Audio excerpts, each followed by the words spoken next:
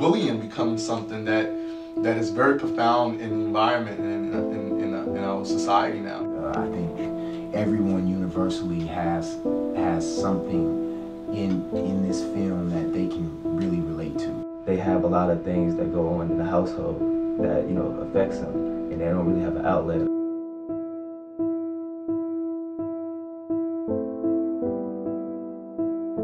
Initially, you know, Brotherly Love was a one-act scene that I had wrote for an acting class many years ago. Through the advice of people, it became a thing where, you know, you should turn it into a short. I never thought of putting it in the format of a short. I never dreamed of that. We were able to do the Kickstarter, you know, get the financing together and make it happen. I always knew it was a powerful piece of work because people were affected by it, but I never thought that it would make great film work because it all took place in one location. But the odd thing about it is that's the greatest thing for short films nowadays, is to have it in one location. So there was a little bit of work that I had to put into making it more dynamic, because it's in one location, and it's in one house, and it's about 3 people, and it's a drama, and they're talking. Although it's volatile at times, you know, it can either make it or break it. It can either win or lose. It's good or bad. There's no middle ground when it comes to dramas.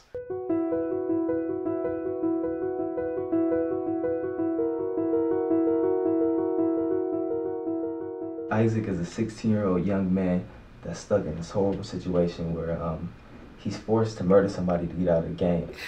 They told me the only way they considered letting me leave is if I settled my debt. Debt? What debt? The last steals they made was a shipment of video game consoles. They gave me one to join it, but I didn't want to take it, man. I didn't want to take it. They forced it on me. To me, it shows at the end of the movie, it shows the bond, because this is like a touchy subject for me, because I recently just lost my real brother in a fatal car accident. And to really tap into my emotions, you know, I dug deep down into my heart, and, you know, I thought about the times that me and my brother had, and I got to express that to the world. Elijah he's the voice of reason in the house, period. He's also the voice of truth. Yeah. But Abraham, he ain't gonna learn if you keep beating on him, man. You can't keep slapping and pulling your belt off every time he does something wrong. You ain't ever did that to me. Elijah's a believer. He's a believer in Jesus Christ. And that's where his character comes from. That's where the richness of his character comes from, and that's why he is who he is. Eli, in this story, was actually my younger brother, and I'm actually in my real life, I was Isaac, and, you know, my father was Abraham. So that's it really hit home. So it actually let me work through some things on it as well. Abraham is an accumulation and a mixture of many black men that I grew up around throughout my life. The man either in the project or in the suburbs, you know, who his whole thing is discipline. What you been doing all day? Just playing my game. All day? Yes, sir.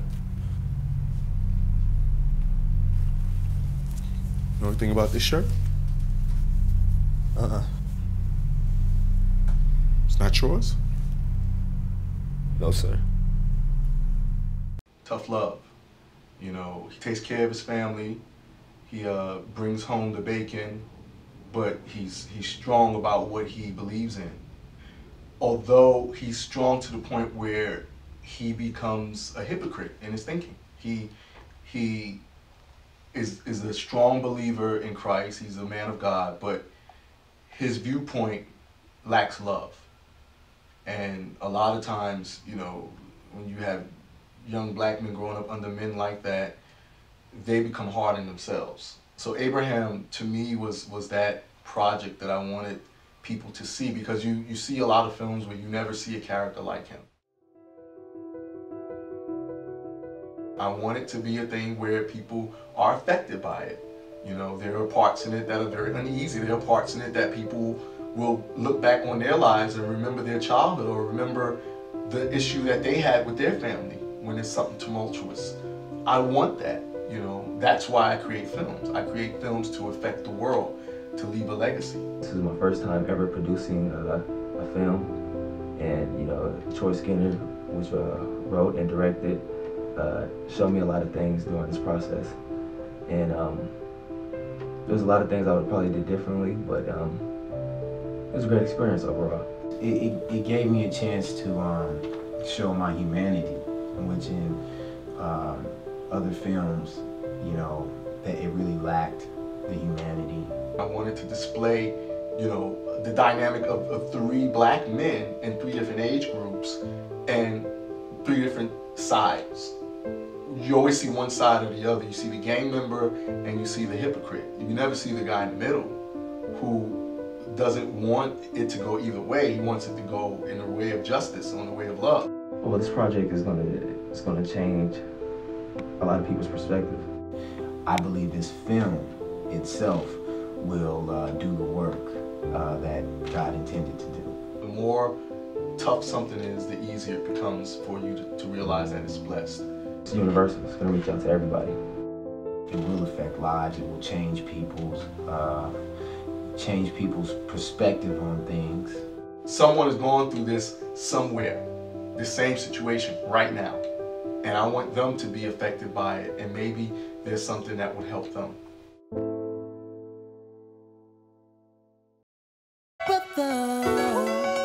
What's going on? Why you acting like you got something to prove?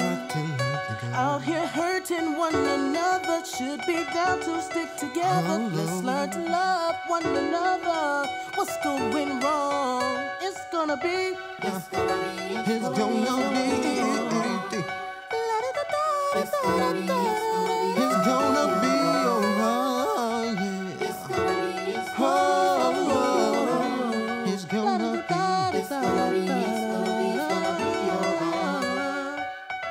It's gonna be. We need to stop all the fighting. It's gonna be. It's gonna be. It's gonna be. And start more uniting. It's gonna be. It's gonna be. It's gonna be. It's gonna be. It's gonna be. It's gonna be alright.